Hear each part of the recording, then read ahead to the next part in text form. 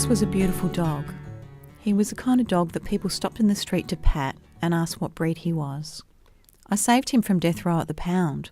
I actually wasn't there to buy a dog, but he was adorable, wagging his tail, pleading with his eyes to come home with me. Rex came everywhere with me. My friends, even the not-so-dog-friendly ones, were accepting of this. He was a great cafe dog that just lay by me looking gorgeous. I loved taking him to the beach. I would smile at his excitement, barking, announcing his arrival, and saying how much he loved the beach. I joked that I was a Rexhibitionist, or being around him was Rexology. It was very sad to see him grow old, which coincided with my growing interest in Buddhism. I was taught that nothing is permanent and that ageing involves suffering. With Rex, it started slowly with arthritis, then loss of hearing, and eventually blindness. Towards the end, I was very sad to see him not enjoy the things he used to, and that I'd also enjoyed with him. A turning point was when I put him in my car with his doggy seatbelt, and I turned a corner sharply. He fell down and couldn't get up again. The vet said that when a dog stops eating, it is a sign that it may be time.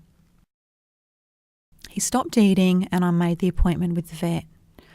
I prepared his last meal and sat with him. To my surprise, he ate it. A friend had suggested giving him an enjoyable last day, so I took him to the beach, which was his favourite thing. He livened up, sniffing and wagging his tail, but I knew it was time. He was suffering. He couldn't hear or see by this stage, and he walked like he was in a lot of pain. I cuddled him. His fur was loose, coarser than normal, and he didn't smell the same. I cried. At the vet, I held him in my arms, tears falling down my face. The vet gave him the injection.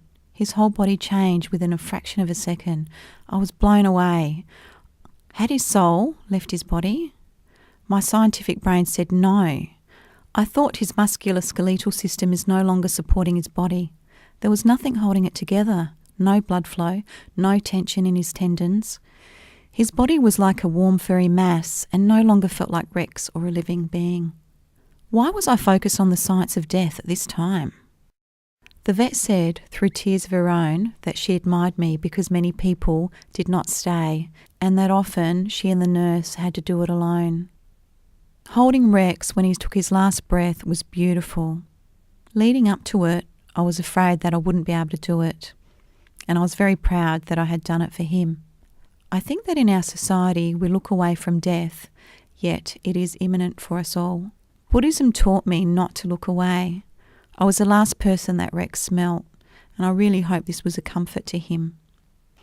My friends' and family's compassion was a comfort to me. When Rex died, I had an acceptance of death. However, it didn't mean that I didn't grieve his loss. There were lots of reminders of him not being there. For a long time, coming home was accompanied by a twinge of sadness when he wasn't there to greet me. I felt that I'd done most of my grieving before his death because I didn't turn away. I sometimes wonder how life and death would be different if we had the power to stop the suffering for the people we love, in the same way that we can for the animals we love. Whenever I see a dog that looks like Rex now, it brings back memories and feelings of compassion and joy.